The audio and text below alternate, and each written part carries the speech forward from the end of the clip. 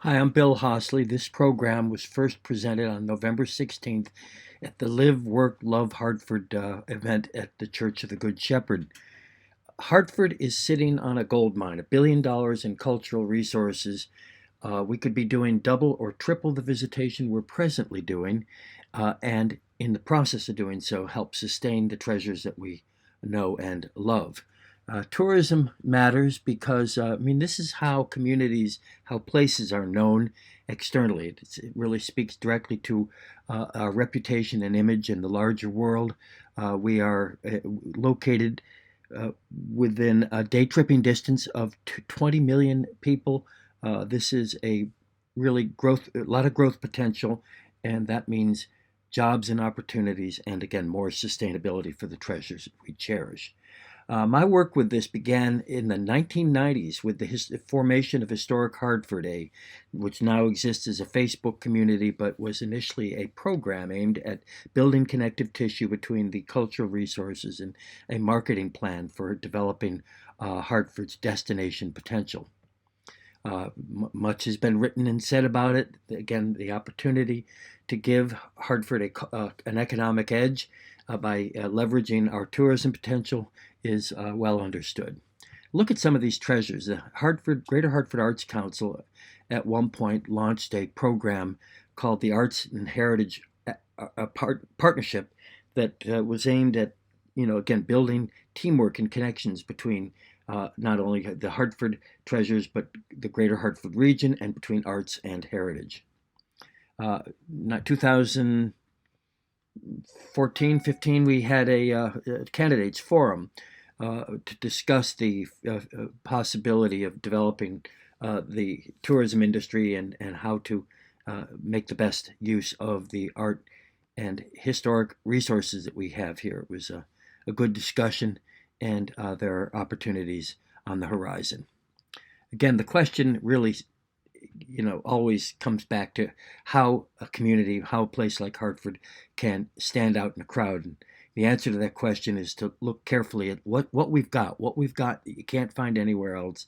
What is it that makes Hartford unique? Uh, Wadsworth Athenaeum is the oldest cultural organization in the city and the largest, and it is, if you went to Dallas, Houston, Denver, Atlanta, Salt Lake, cities 3 and 4 times the size of Hartford do not have a art museum of the stature and importance of this. We are, again, the Wadsworth Athenaeum is a cultural powerhouse with so many firsts and bests to its credit. Just again, the variety in American art, decorative arts, European art, contemporary art. The Athenaeum is a uh, real treasure. Connecticut Historical Society, actually founded in the 1820s, it is another powerhouse. It's one of the largest and most important private state historical societies in the country, and they are again loaded with amazing material and untapped potential. These are just some of the programs and activities and collections that you would find there at the Connecticut Historical Society. Hartford has a national park on the horizon. The Colt story is an epic story known throughout the world. There are people throughout, if we were interested in developing the European and Asian market for Hartford visitation, for Hartford tourism, only the name of Sam Colt is known better, and these are two international, since you could call them brands, historical brand name figures. And again, the interest in firearms in all many fat parts of the country. And again, it's again taking stock of what you've got, making the best of what you have, and marketing it effectively.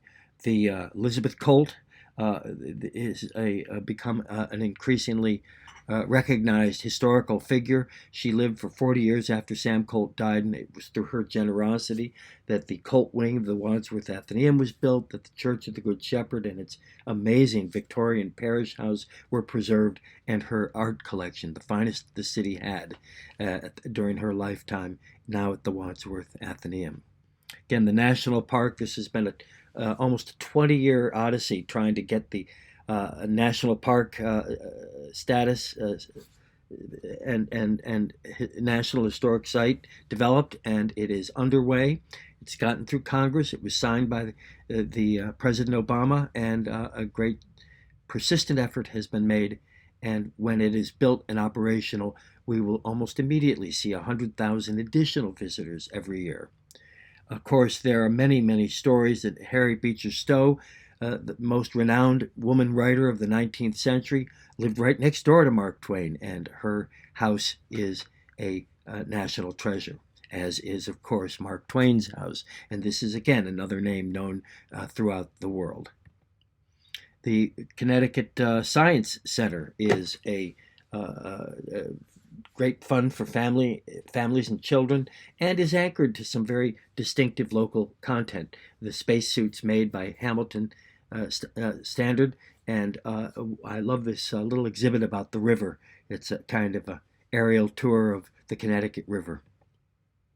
The Museum of Connecticut History, across the street from the state capitol, has a major collection of Connecticut industrial products, Colt revolvers and firearms, also political history, it's really a destination. The old State House in the center of downtown is a 1796, designed by Charles Bulfinch, masterpiece of early national federal style architecture, and with lots of activities and programs. Our state capitol, we got to get that open on weekends like other states do, but what an amazing building this is. The League of Women Voters often talk about how they get all the visitors who are checking off their list to been to all 50 state capitals, and so many of them say that the Connecticut state capitol is the most beautiful that they've seen. Certainly, we love it, and I've given tours there. Always love showing this building around, and it is a national treasure as well. Look at the interior of it: Battle Flag Hall, the sculpture, the statuary, the history, the art. The state capitol is a destination unto itself. The Butler McCook House and Garden, the oldest house in Hartford, was standing at the time George Washington visited in 1789. The gardens out back are amazing. 4 generations of one family lived here, and this family almost never threw anything away. So it's a real time capsule, tells the story of Hartford life, family life, and with deep ties to Trinity College. The Isham Terry House on the north end of Hartford is another time capsule that operated by the Connecticut Landmarks Society, where a couple generations of one family lived in this house. They never threw anything away, and it is just loaded with Hartfordisms. Our cemeteries and burying grounds. There's a lot of history here, and the oldest historic site that we've got really is the ancient burying ground, which has gravestones and history going back to the 1640s. Witches that were, Salem is famous for witches, but the first witch trials actually were in here in Connecticut.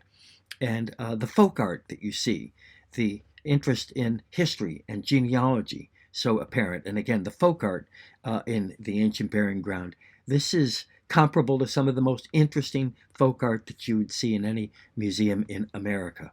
Other cemeteries, the Cedar Hill in the south end near Wethersfield on the south end of Hartford is a glorious rural cemetery, one-stop shopping for art, nature, and history. It's in May and October in particular. It's like a botanical garden or an arboretum. The trees, the plantings are amazing, as are the sculpture, statuary, and history.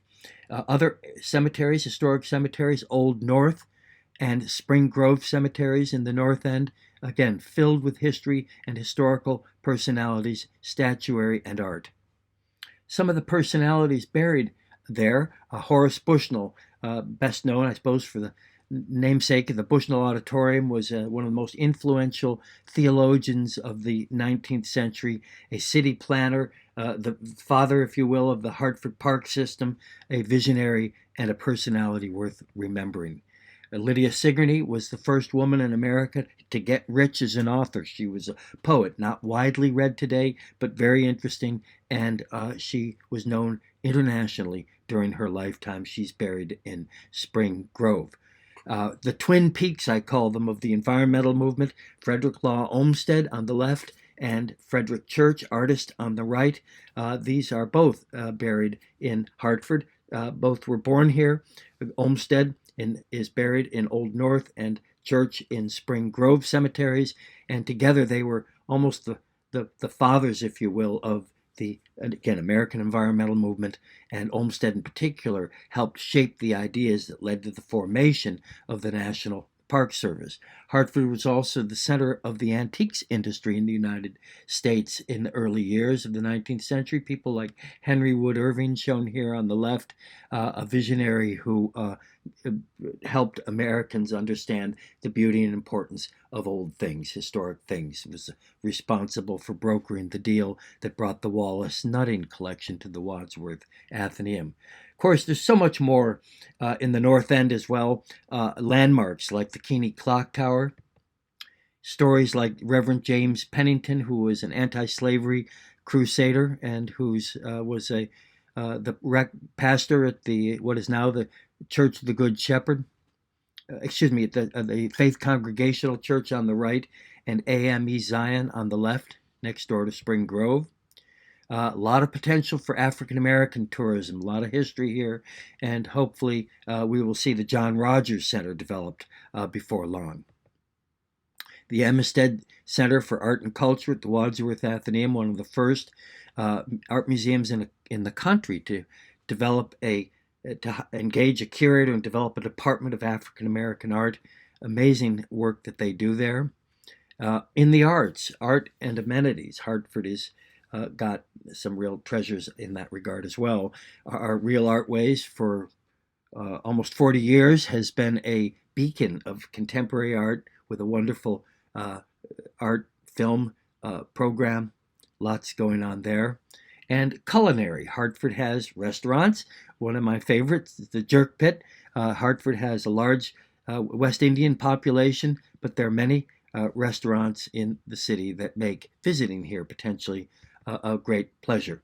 In terms of the hospitality industry, the Goodwin Hotel is going to reopen soon, and this is one of the great architectural jewels of the city, and this will bring a kind of luxury standard back to Hartford hospitality, something that is important for upscale tourists who will come to the city if we tell them what we have. Performing arts, Hartford Stage has been batting them balls out of the ballpark for a number of years now, sending plays to Broadway and just doing magnificent work. This is performing arts at the highest level that you could wish for. Outside, if you were beyond Hartford, of course, we are surrounded by amazing things that are close, like the Hillstead Museum in Farmington, the Phelps Hathaway House in Suffield, Connecticut, another property of Connecticut Landmarks, the Webdean Stevens Museum in Wethersfield, property of the Colonial Dames, three amazing historic houses. Again, they don't make this stuff west of the Hudson River. This is the real birth of America, the stories of the birth of our nation told right down the street and all around us. And then there is the New Britain Museum of American Art, which has also been batting them out of the ballpark in recent years with amazing exhibitions and a program of growth and development that is awe-inspiring. Love the New Britain Museum. Okay, so what's needed? I went to a tourism workshop at the Mark Twain House a while ago, where the Office of Tourism talked about their flashy new website, which is great. Visit ct.com. In my view, it's it amplifies what you can get on TripAdvisor, and it's part of this whole persistent notion that the work of tourism begins with marketing, but actually the tourism work that needs to be done is destination development, taking places like Hartford or Norwich or New London or New Haven or even New Britain and turning the content on the ground into destination quality experiences and then promoting it. But and this is again what we need to do. The concept of place-based cultural tourism is sort of a new idea, and it's about, again, building connectivity between the components of what you've got, the treasures that you've got, and also developing an interpretation, programs around those, and really keeping your eye on the ball of the destination experience. Um, we again have work to do. There's a lot we could do with signage. There are many cities and even smaller towns that do amazing work with interpretive signage, telling the stories of the place to create a walking city, a pedestrian level experience that really inspires and engages people. I love these ideas. This is something Historic New England has developed. Other states have developed a passport program. People like that. You get a little booklet and you kind of get a stamp at each site that you go to, and there's also group ticketing that many cities do, so that you could maybe have one stop shopping, get a ticket that would gain you access to, the 25 attractions in Greater Hartford for one fixed price. And these are the kind of marketing ideas and promotional ideas that really work. Stories and storytelling, we can do more with that. And again, it's all about massaging the content underfoot. We've got so much material to work with. It's not difficult, but it doesn't happen by accident. A lot of programs and different things I've been involved in over the years: the Connecticut Heritage Discovery Tours, the tours that we developed in conjunction with the Cult Empire exhibition at the Wadsworth Athenaeum. We did a year ago or two this amazing uh, uh, Christmas heritage bus tours of four historic churches in downtown Hartford. Don't overlook the landmarks and the architecture. It's one of Hartford's strongest suits. Bicycle tours, walking tours, lots of things that can be done to engage a broader public. Um, Again, some of the work that I do, making sense of your place, placemaking and destination development strategies. That concept of destination development is something that we've really hardly begun to talk about in Hartford. And if doing the work that needs to be done doubles or triples visitation, then you're talking millions of dollars of additional revenue and sustainability every year going forward. We need to do this, and we need to start it now. Again, look at the list of things that are right here. It is awe-inspiring. There aren't hardly any cities even twice the size Hartford that have the range and quality of attractions and stories to tell that Hartford has. I mean, you look at places like Charleston, South Carolina, and Salem, Massachusetts. They don't have more than Hartford has, but they're doing much, much more business. So we can improve on that.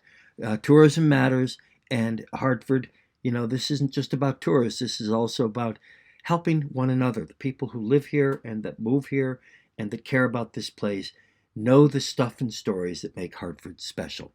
Let's make tourism a focus going forward.